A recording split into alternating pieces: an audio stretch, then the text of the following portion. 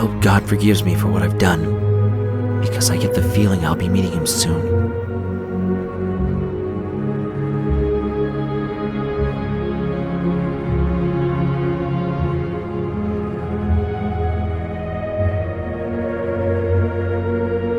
I'd like to say I'm sorry for what I've done, but that would be a blatant lie.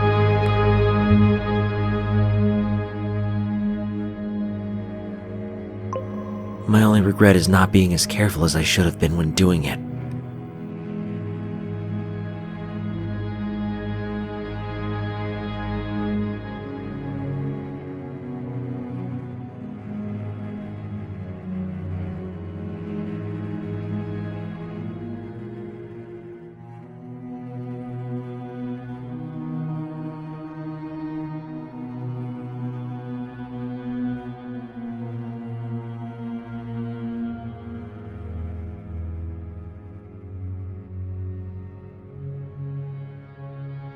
It's been almost half a year since I've taken my first life.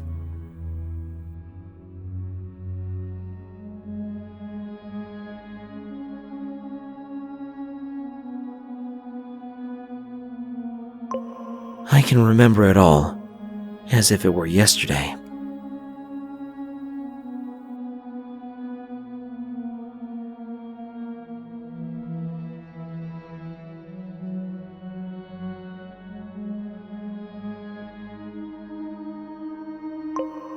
The days I spent stalking my victim, the sleepless nights I spent awake making plans for the day I killed him, and most of all, the ecstasy I felt when I brought all my hard work to fruition.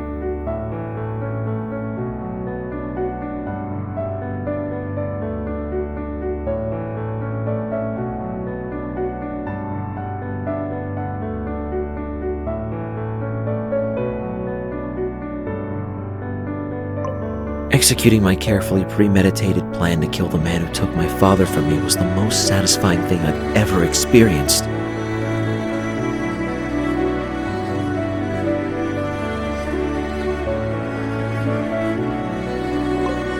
My intention was to kill only him. After that, the vengeance I'd sought for so long would be fulfilled.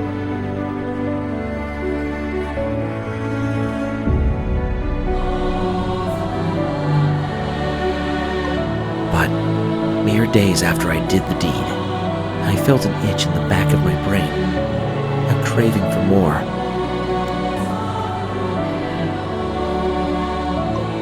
I'd spent so much time planning for that murder every day that when it was all over, I missed it.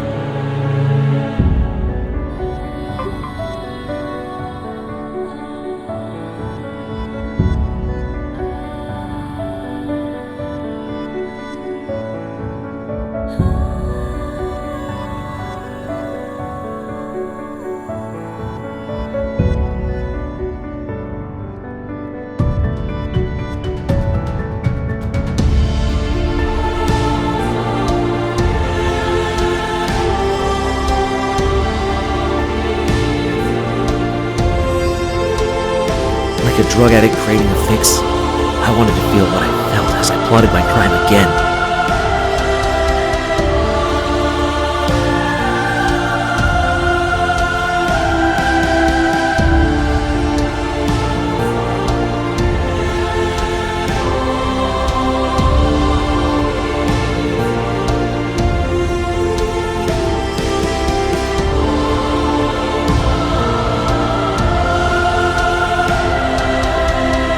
First, I thought I just needed something to occupy my newly found free time.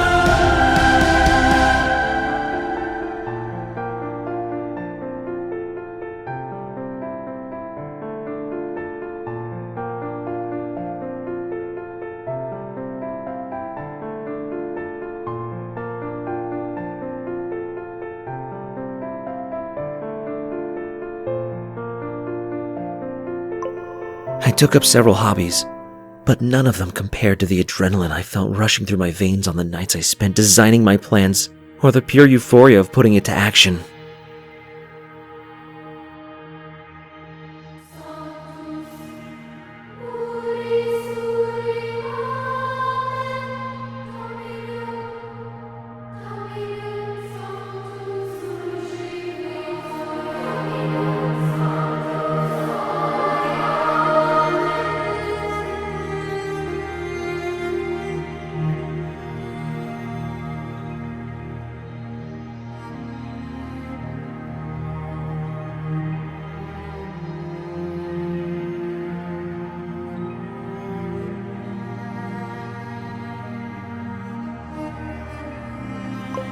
It was maddening. From that point on, I knew that the thrill of killing would be something I could no longer live without.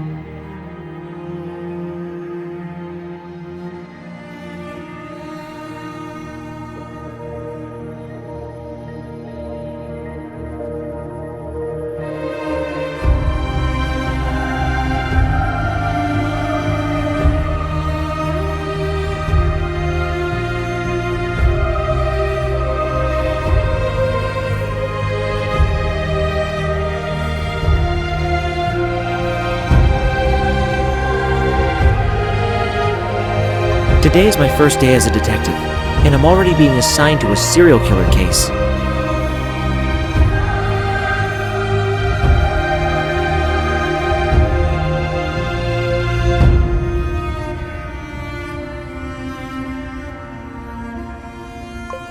I don't know if I should be jumping for joy at the chance of solving a major case, or shitting myself under the pressure everyone's putting on me.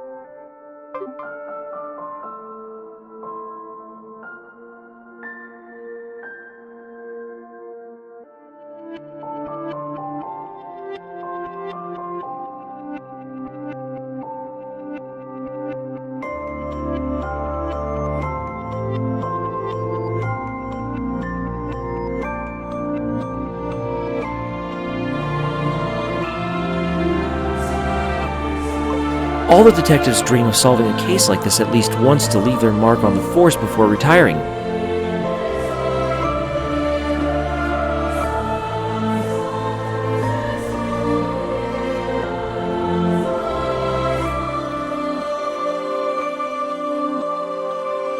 But most of the time, the ones who do get to solve a serial killer case will already have had decades of experience as a detective by the time they're given the opportunity.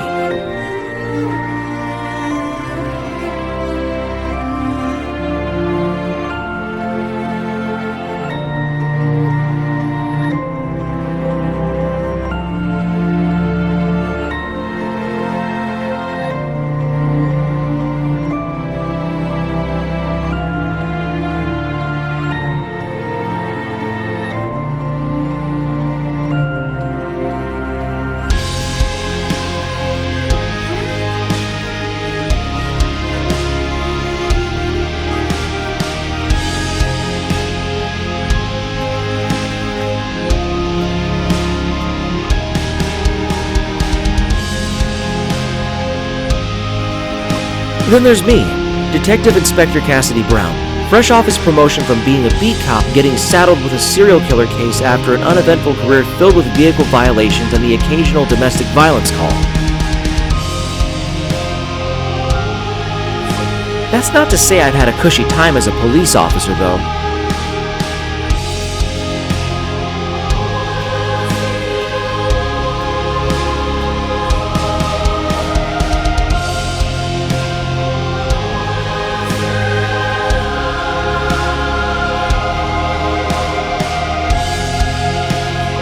There are times when I've genuinely feared for my life before.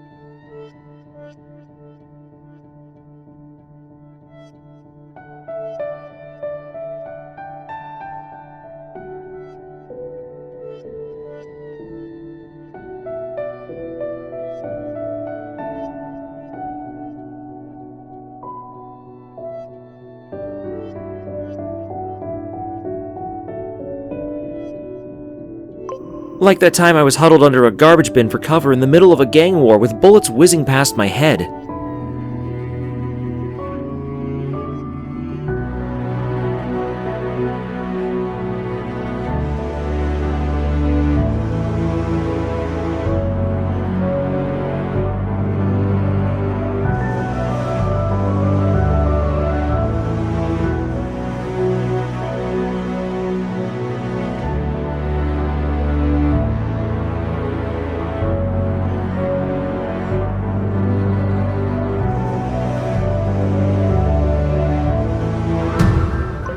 One of the reasons why I was promoted was because of that incident. I was one of the first responders to the scene, and the only one to survive the whole thing.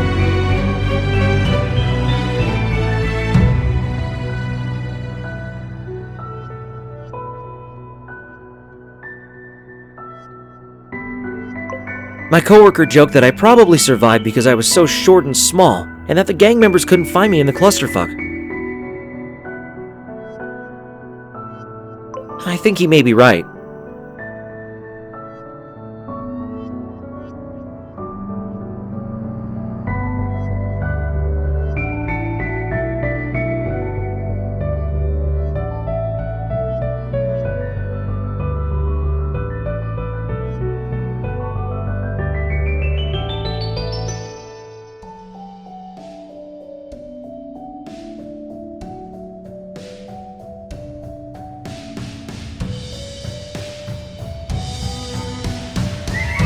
It didn't take long for me to start planning my second murder.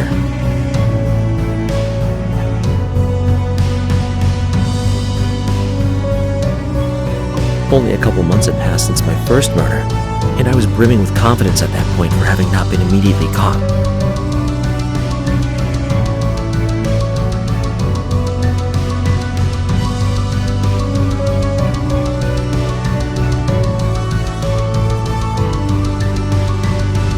The planning took much less time than before.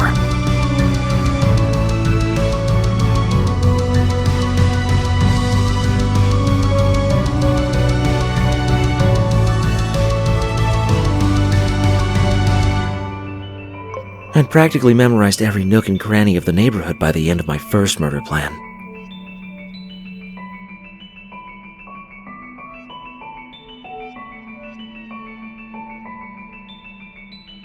All I needed to do was study my desired target over a long period of time, with a mix of online stalking their social media and actual stalking them in their day-to-day life. I didn't just pick some random person to be my victim, however.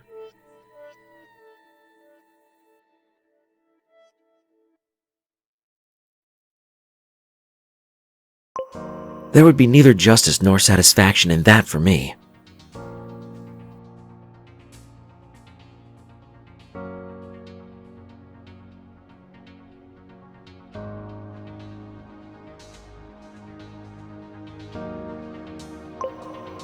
I wanted to kill someone who I genuinely thought deserved the violence I would unleash upon them. Otherwise, I'd be no different from the brutish thugs that fill the streets of my neighborhood.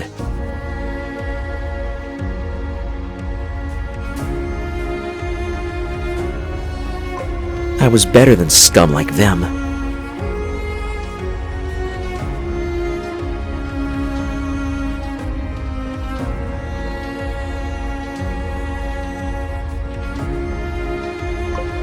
Not a hot-headed ruffian who hurt those around them for no reason, but a dispenser of punishment that had been eluded for too long.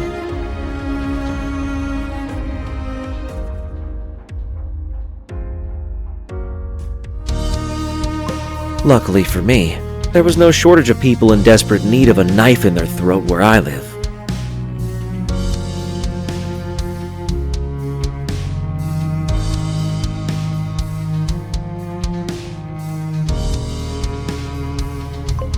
The hard part was picking which one I could realistically get away with killing using my meager resources.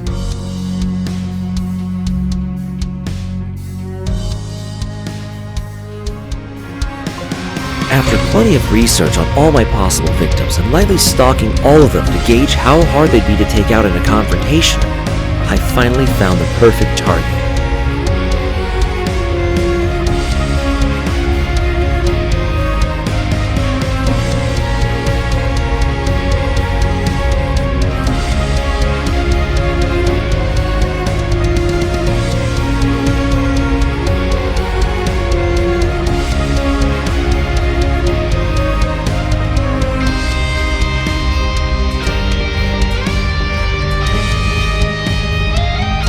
Richard Dawson, the owner of a seedy but popular nightclub at the edge of the neighborhood, is believed to be the first victim of my serial killer.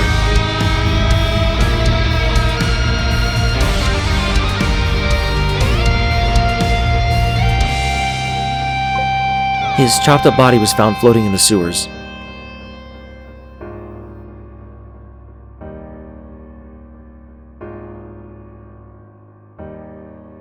He might have gone undiscovered, had someone living in the apartment not had some problems with their pipes, which led to people searching the sewers for structural integrity.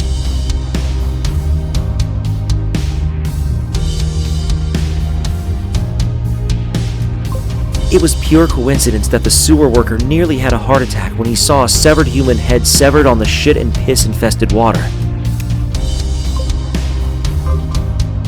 Mr. Dawson had a clean record, and despite his less than reputable business, he never committed any crimes in the eyes of the law.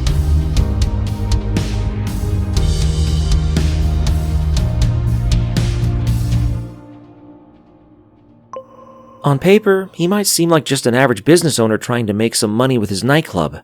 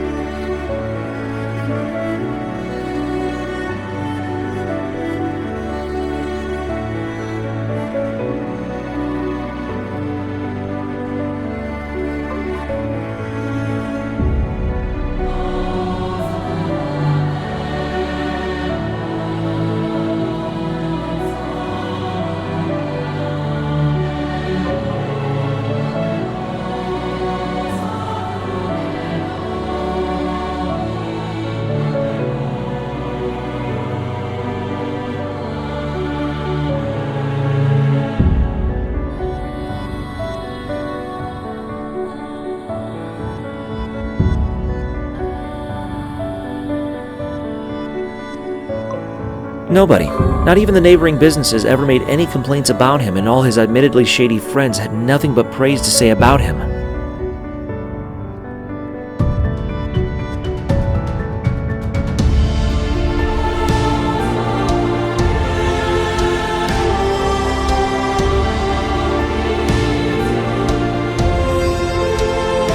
His apartment, although a bit posher than what you'd expect from the owner of a single nightclub, gave us no useful insight on what kind of person he could have been. The police had significant trouble trying to determine a motive for the murder at first.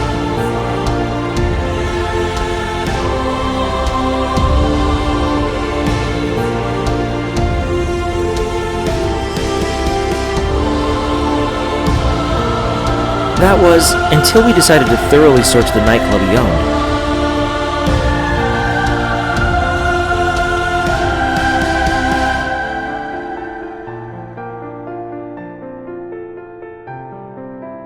Hidden away neatly from all the regular patrons of the nightclub were several luxurious VIP rooms for their most profitable customers.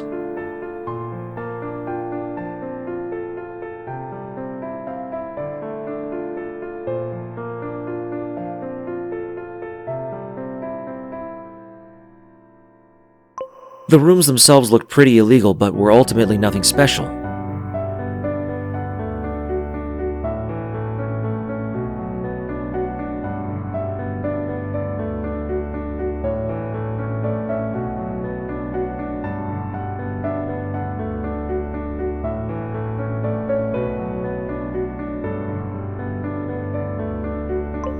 A bed, a couple of sofas, and some colored lights to get the clients in the mood.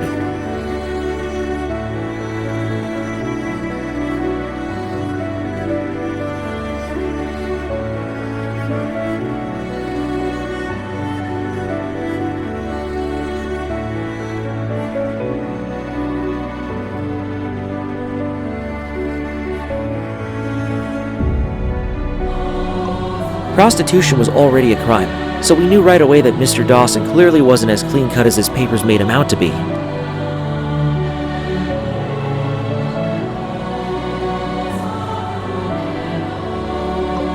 What we weren't prepared for was the truth of how truly disgusting that man was when we found the basement near the VIP rooms.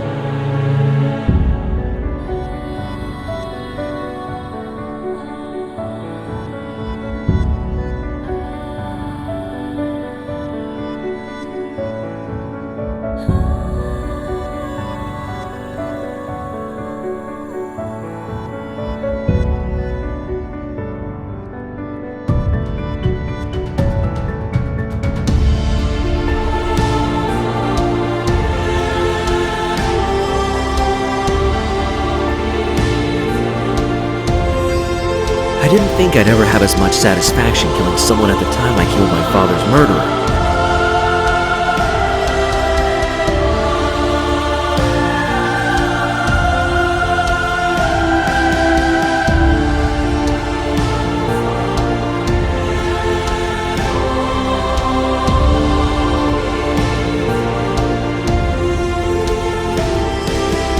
Richard Dawson proved me wrong.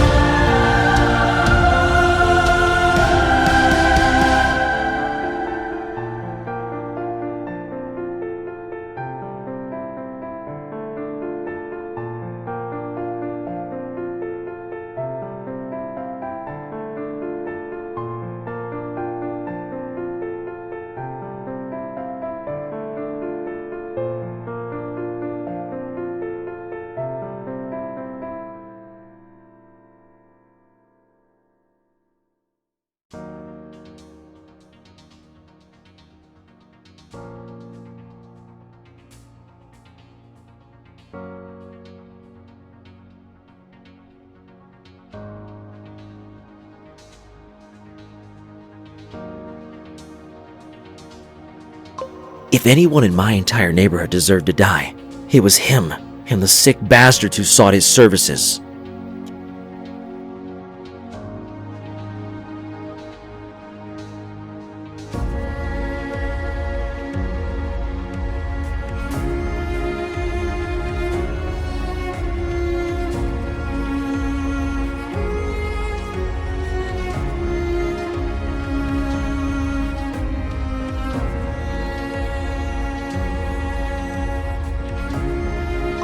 To be honest, he was pretty low on my list of possible victims at first. And by that, I mean he wasn't on it at all.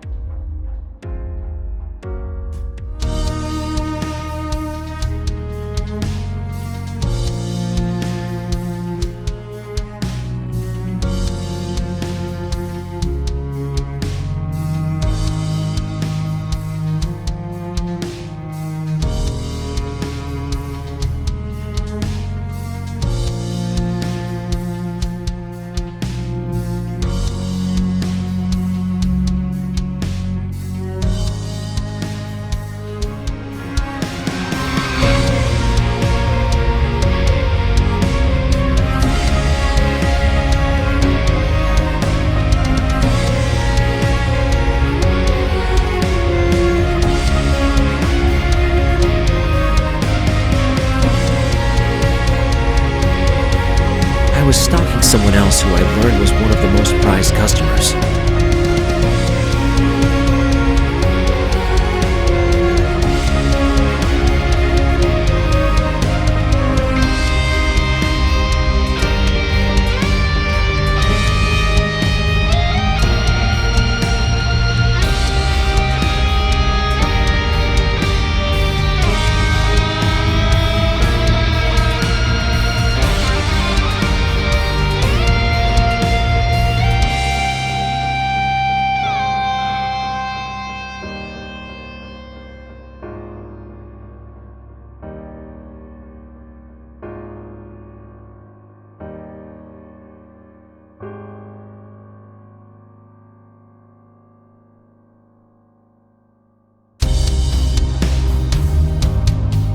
His name was Tony Holt, a violent debt collector and enforcer for one of the local gangs.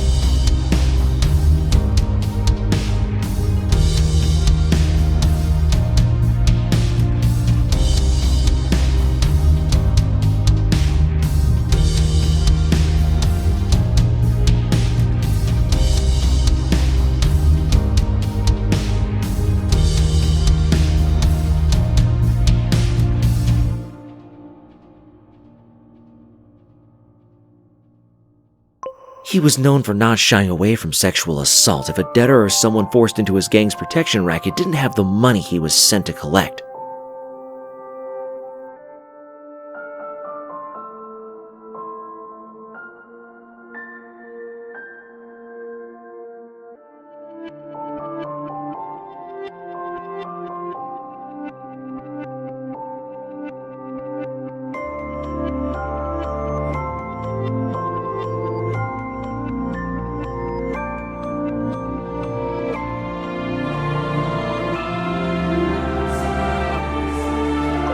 That would be bad enough, but the worst part was that he never touched the people themselves in that way. Instead, he would direct his advances to their children.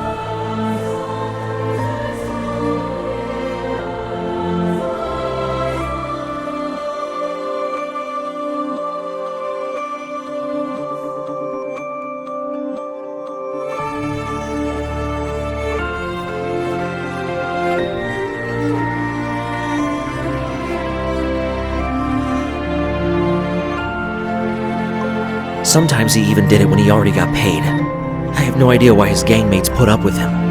Even scum tended to have standards.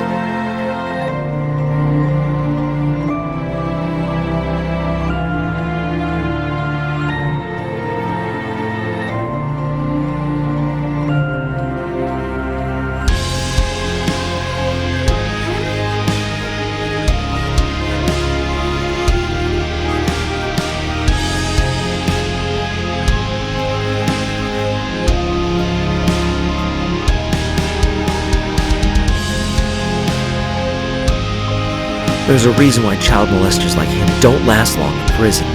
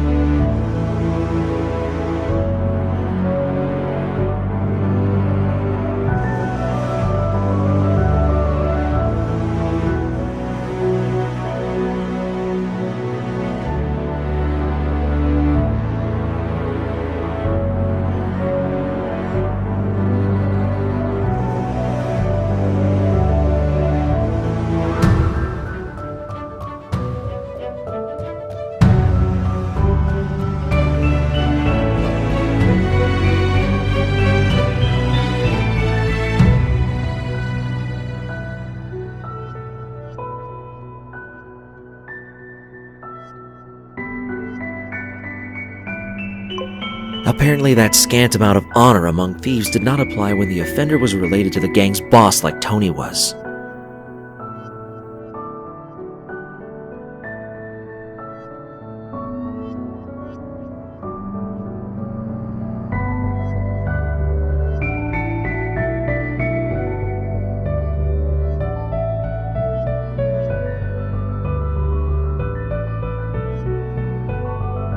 He was a towering behemoth of a man too, so I'm sure that fear of physical retaliation had something to do with why his gangmates never objected to his actions.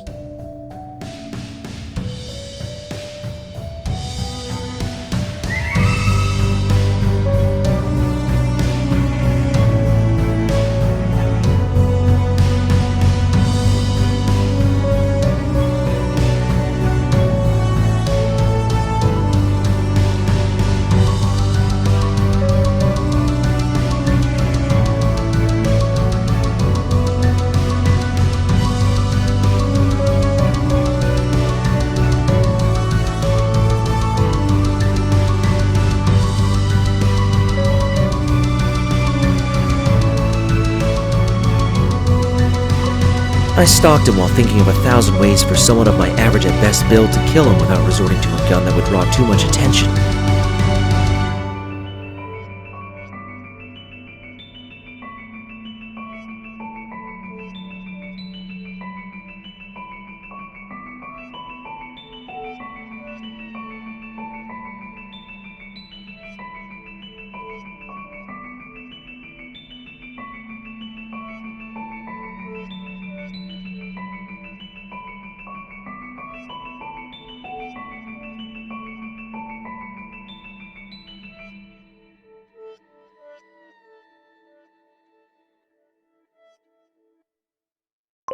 That was when I discovered the nightclub he frequented, and found out the dark secret hidden within through no small amount of effort.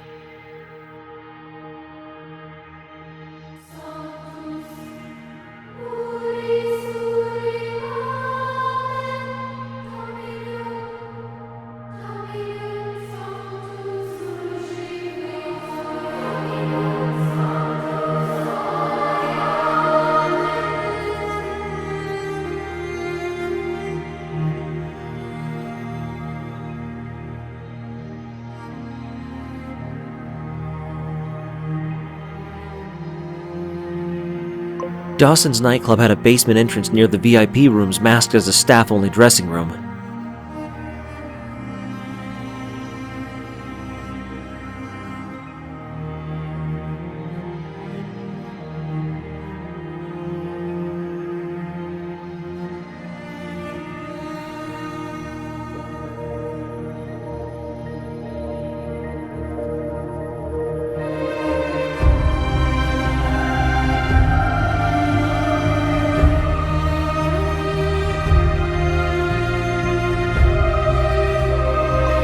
But when we opened the door, instead of tables filled with makeup in front of mirrors, we saw a set of metal stairs which led down into a pitch-black darkness illuminated only by a single dingy light bulb.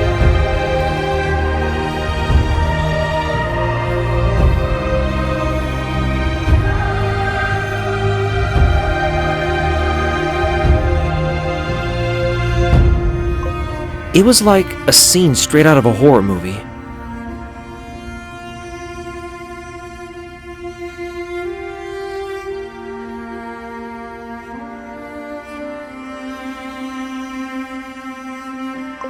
As we descended, the stench of human waste and blood made us gag as it seeped into our nostrils. I think one of the rookies even vomited from the smell.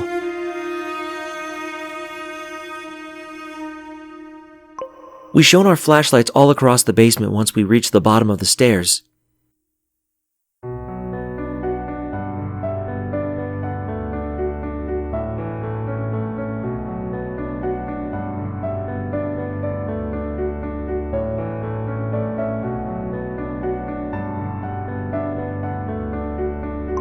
All around us were empty cells made to fit dozens of people, or thrice that size if the jailer didn't care about their well-being like they clearly didn't.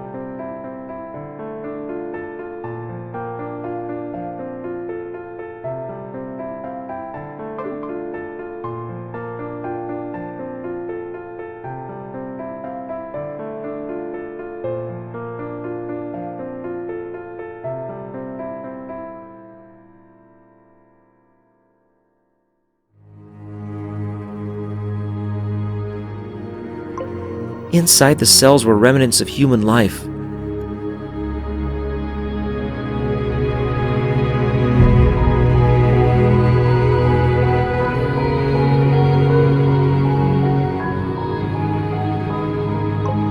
Ragged blankets on the floor, blood on the walls and floors, and buckets filled to the brim with things that would be better off left unmentioned. We were looking at the housing area for victims of human trafficking.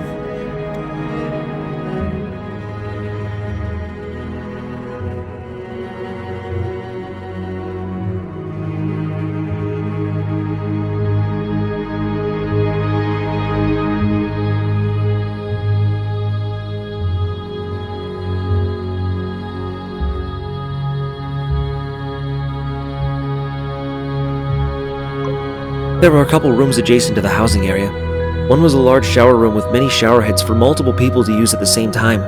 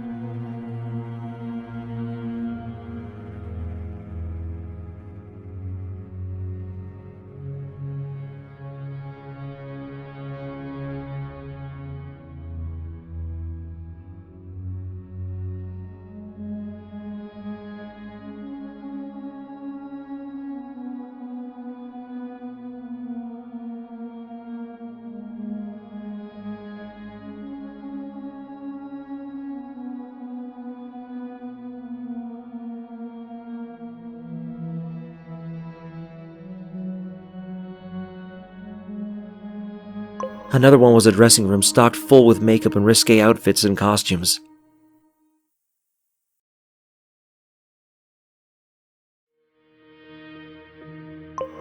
They were presumably there for women kept in the cells to wash up and make themselves presentable before being sent to the customers in the VIP room above.